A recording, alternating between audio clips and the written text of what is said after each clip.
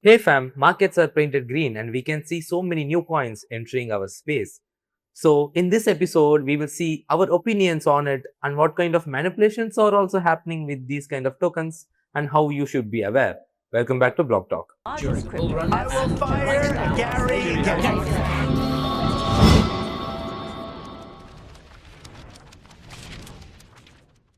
So today's first story that sounds almost wrong to say out loud, that is the crypto winter might already be over. So what is all about crypto winter and everything else, Vaishnav? Before before just a month before we were talking, if we see our last podcast which we taken over, there was a tone of like either we are in a bear market or at least a very stale market due to the war times and very uncertainties around oil prices and everything. But it also ended as soon as possible. Like if you see Mark Newton from Fundstrat, Mm.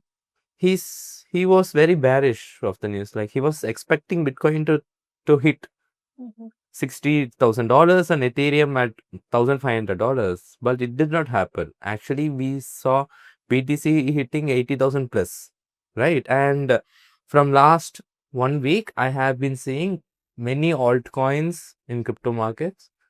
Like so many coins, around 30, 40 coins are in positive right now, and most of them are also had moves across like 40 to 50% rise in each and every day. From this, we conclude that I guess crypto winter is finally over and it got over within 4 months, which is so unusual to happen. Mm. So is this just a fluke or something very deeper? What do you think about that? Okay. So, but it seems much more to be likely structural because markets are evolving as we see. There is like institutional participation is always booming. We are also seeing faster liquidity flows due to MicroStrategies, STRC, which we saw like at least 3, 4 podcasts back, and other kind of funding mechanisms. And the information cycles are also very instant. Like people get to know when if some war is happening or not, is the strait is open or closed. Like there were instant information flowing across, and market react to them accordingly within hours, not even days. Mm. So it's like behaving like in very high speed macro markets. So this is intended. So what will be straight up from here? What do you think? Okay, so I don't think it would be straight up. We may see some lows again, but we are in a very good zone that I can feel. Mm. Yeah. So, as far as we have seen the first segment, now we are going to something else that is very less optimistic. A 95% crash in horse has happened. And what do you think, and what was the crash about? Okay. So here we are seeing Rave token, which went from the topmost value of $26 to $1 within some hours, wiping out around $6 billion. So, that $6 billion wiped out with 52 million liquidations. So, that's a big off, right? Yes. So this does not happen organically. This shows that the coin was in that intact. The pump of the coin was manufactured, and the liquidity it was engineered in such a way to pump to extreme high levels. So, what caused that fragility? Okay, so this was a very low float, high FBV coin, and the tokens were really concentrated into the hands of whoever the team. Hmm. Like 93% of the token supply was within the top 10 wallets, and those were controlled by the team themselves. And this means this was the price was not driven by market forces. It was like team was making like at what price the token should be. Mhm.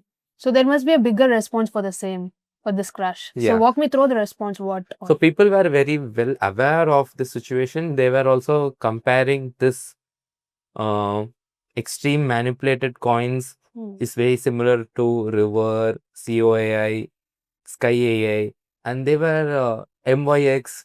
So we have seen many tokens in markets over the years where exchanges and teams participate in manipulation of tokens to extreme levels so that they can extract max number of fees and Mhm. volumes. And Okay. because of this, this time we saw Zach XBT, our crypto investigator, raised alarm, and he also put up a bounty on the founder's head, saying that if there is any information, insider information, please give it to me.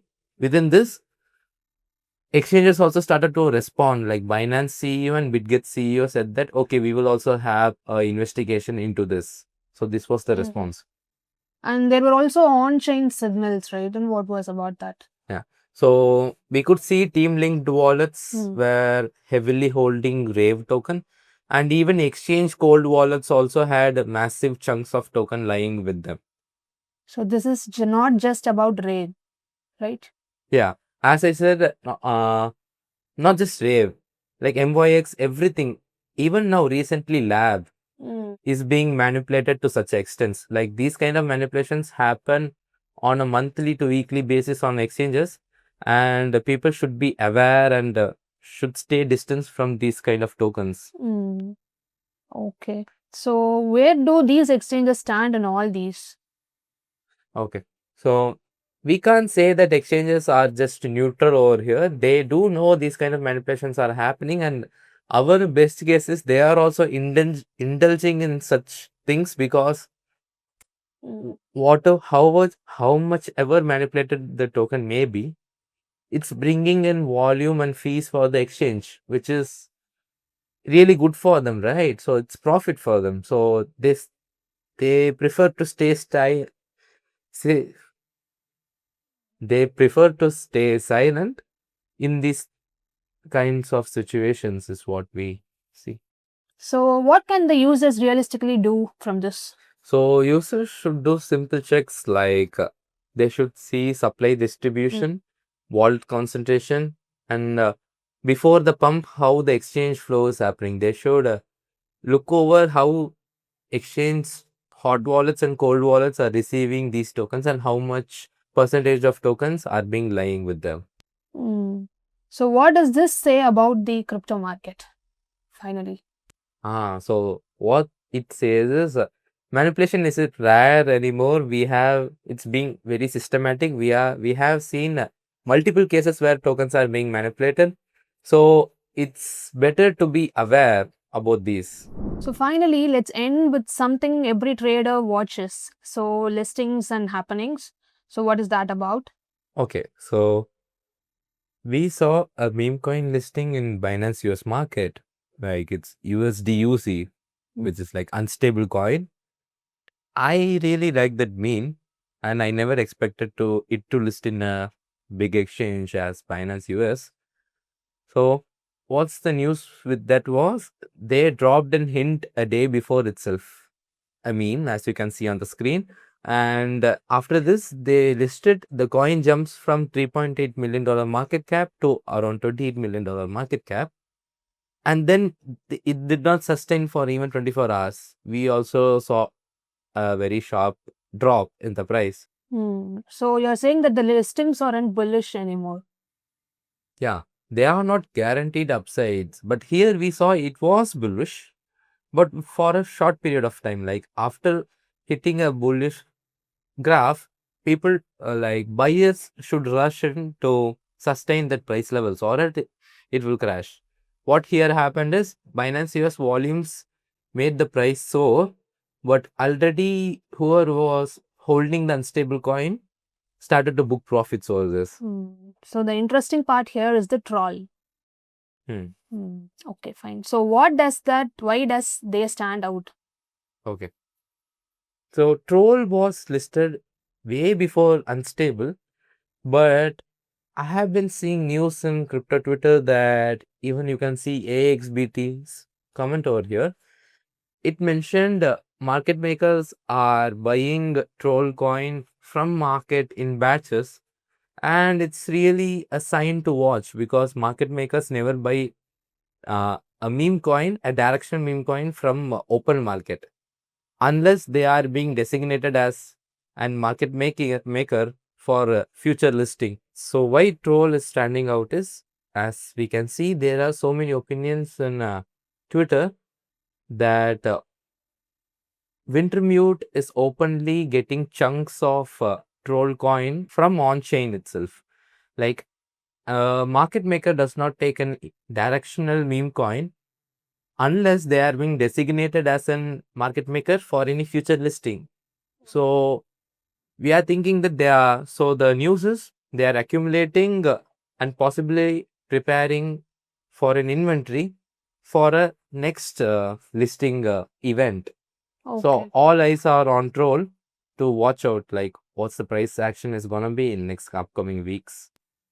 So is the tracking wallets the new age or something else? Yes, it's been always an edge.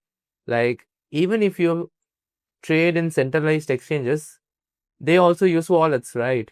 And those wallet movements can be easily tracked on chain. So by tracking on chain, you get to know what kind of tokens are being bought by large whales and market makers, what kind of moves they try to predict. So you get some information Hmm. to base your trades on. So is that fair? What do you think about that? Okay. Opinion is it's in a gray zone, but I think it's already in a white zone because everything is public. The data is public, and it's your skill to get it and interpret it as you like. Nobody is stopping it, and there is no laws in interpreting public laws. Hmm. So where do people even start this? Okay. So for doing on-chain sleuthing, the best platforms are Arkham, Hmm. Nansen, and Dune Analytics. Hmm. So we have this USDUC dumping and troll potentially building. So what is the two things about? Yeah. So from this, we can infer that stablecoin listings in exchanges are not always a bull sign, and smart money is positioning very much early. So I am here to conclude that it's whether about 4-month bear market, a 95% crash, or a hidden listing signal, the game has clearly changed. Yeah, crypto isn't just about the conviction anymore, it's about timing, structure, and information. And the people who are understanding that are the ones who are staying ahead. So with this, we are winding up. Don't forget to like, share, and subscribe to CoinDaily's Block Talk podcast, and bye.